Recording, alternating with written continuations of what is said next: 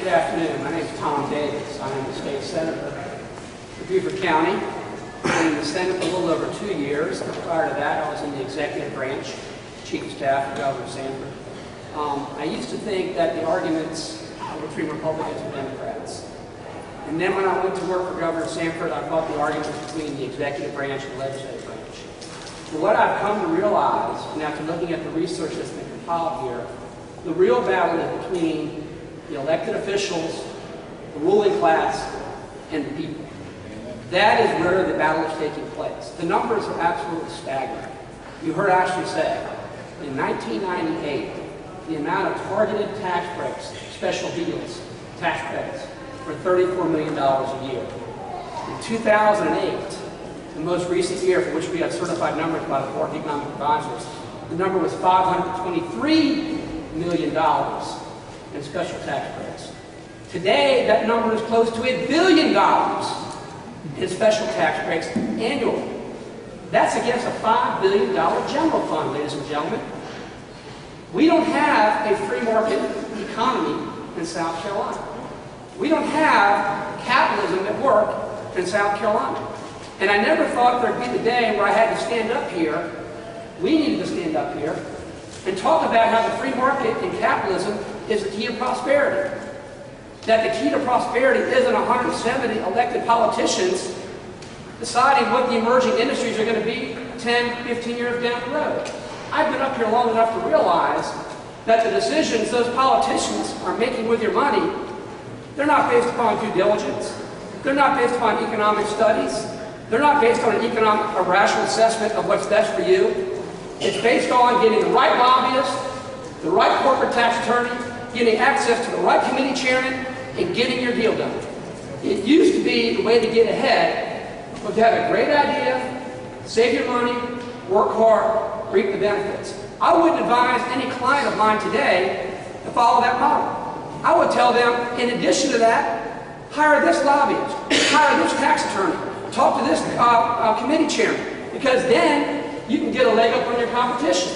I faced that just last year with the Sembler Company, a large shopping mall company, had a proposal that was voted on unanimously by the House, and all but 2 senators in the Senate were for it. What it had was sales taxes generated by this new mall. It would get back 2%. And that money would go to pay for the developer's mortgage, to pay for their shopping mall. And that was going to pass. And why was it going to pass? Because it created 1,200 new jobs. Well, I kind of dug into that a little bit, and I said to the state economist, if they've got 1,200 jobs, where are they coming from? He said, oh, they're coming from other businesses in that area. There's no net increase in jobs. They're just moving from the shops that are there to the new shop. So we're shuffling the decks with your tax money. I stood up there with Greg Ryberg last year, and Greg Ryberg is a taxpayer hero because he was absolutely staunch. We defeated that. We set it to defeat, and we're going to do the same thing with Amazon.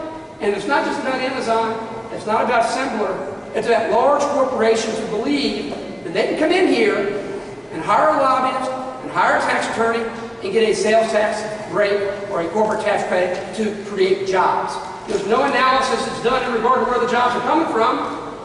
They're coming from the mom and pop shops and the small businesses that don't have the ability to take off from work, hang out in this lobby, hire a lobbyist, go to committee chairmanship meetings. They don't have that time.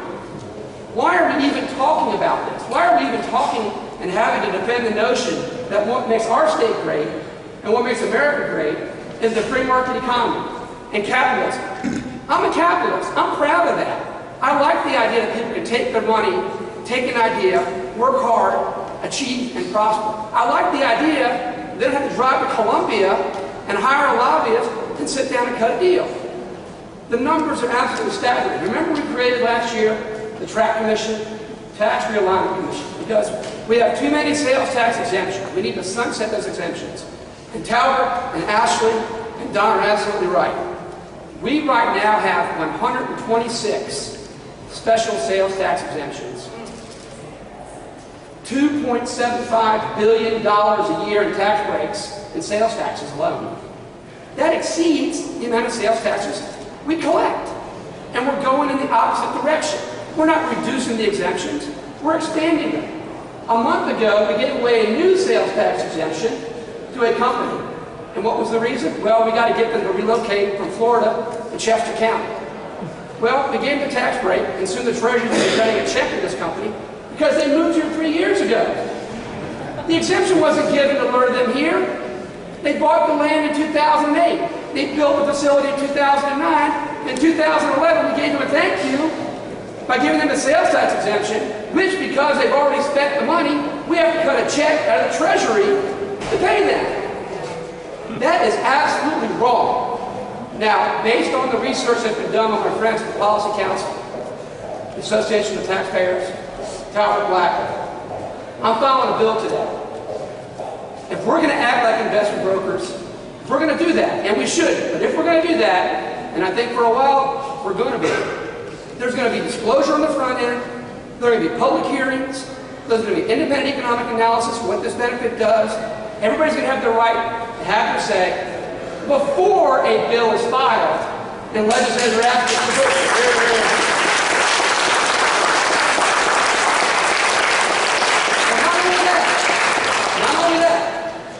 If they want to be investment brokers, if you really want to hire 170 politicians to drive your economy, not only should there be due diligence on the front end and transparency and debate, but guess what?